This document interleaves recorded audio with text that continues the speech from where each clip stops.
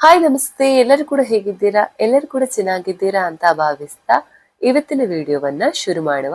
ಇವತ್ತಿನ ವಿಡಿಯೋದಲ್ಲಿ ನಮ್ಮ ಹಿಂದೂ ಧರ್ಮದಲ್ಲಿ ನಾವು ಅಂತ್ಯಕ್ರಿಯೆಯನ್ನ 3 ವಿಧಗಳಲ್ಲಿ ವಿಂಗಡಿಸಿ ನಡೆಸಲಾಗುತ್ತೆ. ಅದರಲ್ಲಿ ದಹನ ಕ್ರಿಯೆಯು ಹೆಚ್ಚಾಗಿ ನಡೆಯುತ್ತೆ. ಆದ್ರೆ ಜಲಸಮಾಧಿಯು ಕೂಡ ಹಿಂದೂ ಧರ್ಮದಲ್ಲಿನ ಒಂದು ಅಂತ್ಯಕ್ರಿಯೆಯ ಪ್ರಕ್ರಿಯೆ.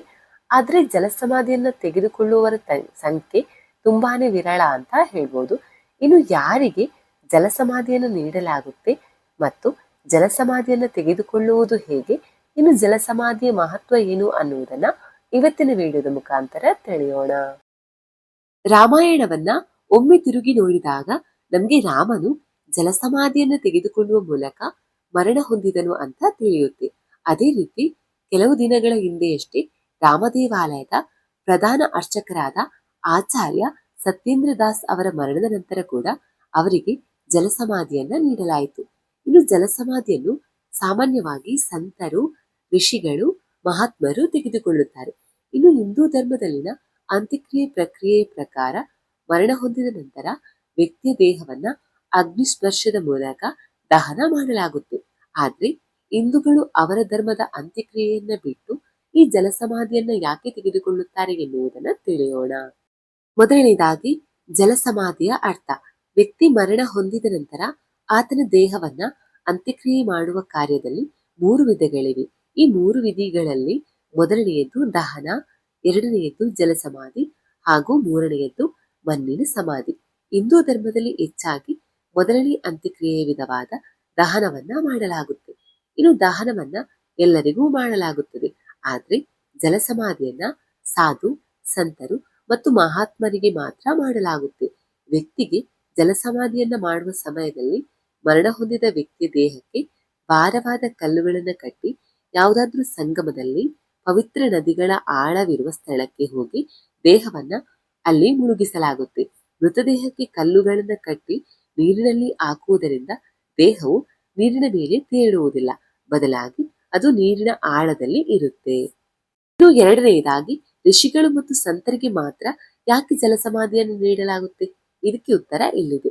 ಋಷಿಗಳ ಮನಸ್ಸು, ಜೀವನ ಶೈಲಿ ಹೇಗೆ ಸಾಮಾನ್ಯ ಮನುಷ್ಯನಿಗಿಂತಲೂ ಭಿನ್ನವಾಗಿರುತ್ತದೆಯೋ ಹಾಗೆ ಅವರ ದೇಹವು ಸಾಮಾನ್ಯ ಮನುಷ್ಯರ ದೇಹಕ್ಕಿಂತ ಭಿನ್ನವಾಗಿರುತ್ತೆ ಅನ್ನುವಂಥದ್ದು ನಂಬಿಕೆ.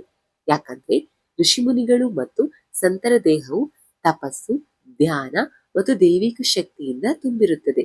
ಅವರು ಯಾವಾಗಲೂ ಲೌಕಿಕ ಬಯಕೆಗಳಿಂದ ಮುಕ್ತರಾಗಿರುತ್ತಾರೆ. ಈ ಕಾರಣಕ್ಕಾಗಿ ಅವರ ದೇಹಗಳು ನೀರಿನಲ್ಲಿ ಮುಳುಗಿ ಹೋಗುತ್ತದೆ.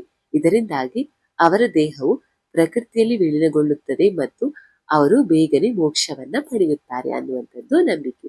ಅನೇಕ ಅಖಾಡಗಳಲ್ಲಿ ಋಷಿಗಳು ಮತ್ತು ಸಂತರಿಗೆ ಜಲಸಮಾಧಿಯನ್ನು ನೀಡುವ ಸಂಪ್ರದಾಯವಿದೆ.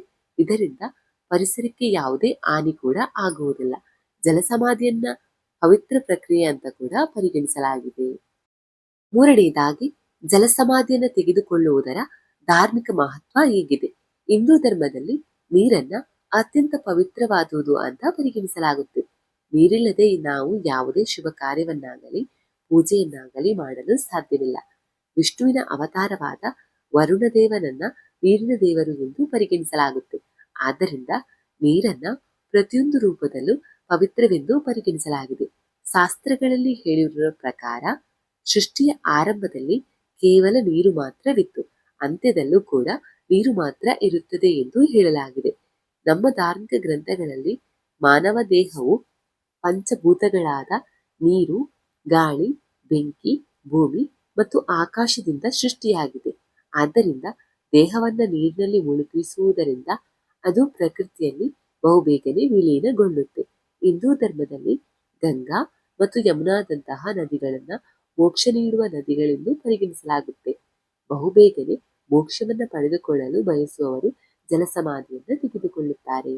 ಇನ್ನು ಜಲಸಮಾಧಿಯನ್ನ ಕೂಡ ಒಟ್ಟಾರೆಯಾಗಿ ತೆಗೆದುಕೊಳ್ಳಲು ಸಾಧ್ಯವಿಲ್ಲ. ಜಲಸಮಾಧಿಯನ್ನು ತೆಗೆದುಕೊಳ್ಳುವುದಕ್ಕೂ ಅದರದ್ದೇ ಆದ ನಿಯಮಗಳು ಇವೆ.